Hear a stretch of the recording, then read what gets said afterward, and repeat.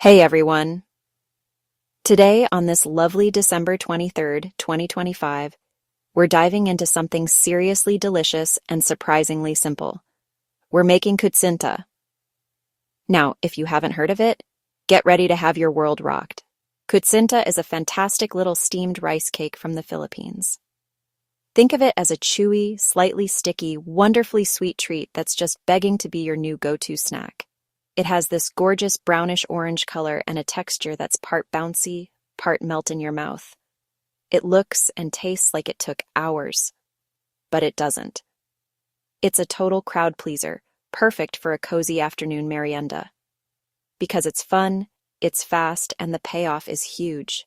The ingredients are simple, the steps are manageable, and the result is a plate of adorable jewel-toned cakes. Steaming keeps them moist and chewy. Traditionally topped with fresh grated coconut, it adds texture and a pop of fresh flavor. Let's make some seriously yummy kutsinta. Alright, first things first, let's talk about what you need to pull off these amazing little cakes.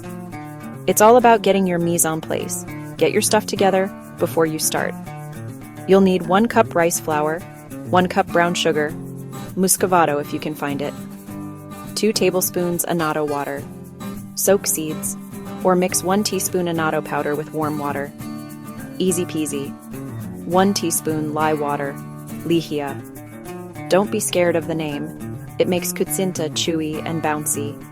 Optional but recommended. Just a little goes a long way.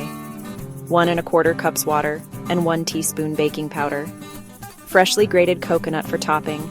That fresh, nutty flavor pairs perfectly. Now for the tools. No high-tech gadgets needed. A good-sized mixing bowl, a whisk or spoon, measuring cups and spoons. Small muffin cups or silicone molds. Silicone pops right out. A steamer pot with a tight lid, and a small tray that fits inside to hold the mold steady. Use a metal pie plate or small round pan as the tray. A spoon, or a small ladle for neat pouring. That's it. See? Simple. A few basics are all that stand between you and warm, chewy kutsinta. Now that we have our ingredients and tools assembled, it's time for a little prep work. This part is super quick, but sets you up for smooth sailing. First, let's get that gorgeous color ready.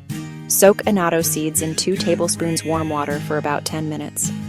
The water turns a vibrant orange. Strain, and keep that color. Using powder, just whisk till dissolved. Boom. Color. Done. Next up, the molds. Lightly grease each cup with neutral oil or a bit of melted butter. A thin layer so the cakes slide out beautifully. 30 seconds now saves you from stuck cakes later. Fill the steamer with about 1 to 2 inches of water. Enough for 20 minutes of steam without touching the molds. Set on high heat and get a good rolling boil going. Do a final check. Ingredients within reach. Whisk ready, greased molds on the tray. A tidy setup makes cooking fun. Your workspace is clean, steamer is hot, molds are ready. We are officially prepped for perfection. Next up, the fun part, mixing the batter. All right, our station is prepped, our steamer is getting hot. It's time to create our kutsinta batter. First, add 1 cup rice flour and 1 cup brown sugar. Give it a quick stir to distribute, no clumps. Slowly pour in 1 1/4 cups water while whisking. Gradual pour equals lump-free batter. Whisk until silky smooth. Thin, pourable, like crepe batter. Scrape down the sides. Time for color. Pour in annatto water and stir as it transforms. Next, lye water. Measure exactly 1 teaspoon and drizzle it in while stirring. This gives that chewy, bouncy texture. Last, baking powder. Add 1 teaspoon at the end so it is active with the steam. Fold gently, don't overmix. Your batter is ready for the molds. Thin, smooth, flowing easily. Give it 1 final gentle stir and let us fill them up. Recap. Whisk dry, add water slowly, tint with annatto, 1 teaspoon lye, then baking powder.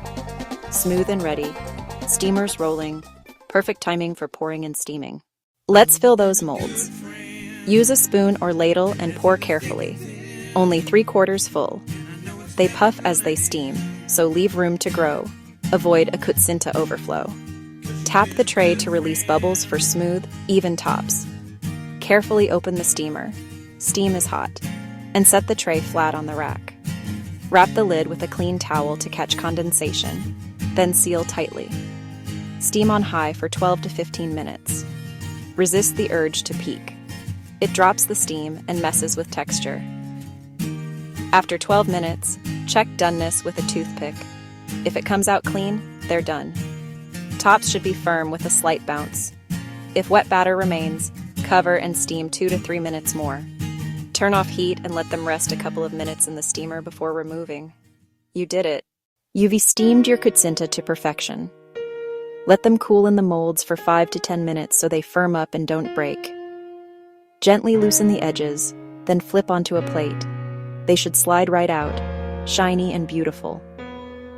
Now the classic topping, fresh grated coconut. Press a generous pinch on top. The slight stickiness helps it adhere perfectly. Want a little extra? A tiny sprinkle of brown sugar. Kutsinta is delish warm or at room temperature, perfect for afternoon merienda with coffee or tea. Best the same day, peak chew and fluffy coconut. Leftovers? Cool completely. Store cakes airtight, coconuts separately. Refrigerate up to 2 days. Skip the microwave. It can make them tough. Instead, steam 1 to 2 minutes to revive that perfect texture. Enjoy your homemade Kutsinta. It is fresh, it is flavorful, and you get to say, I made this.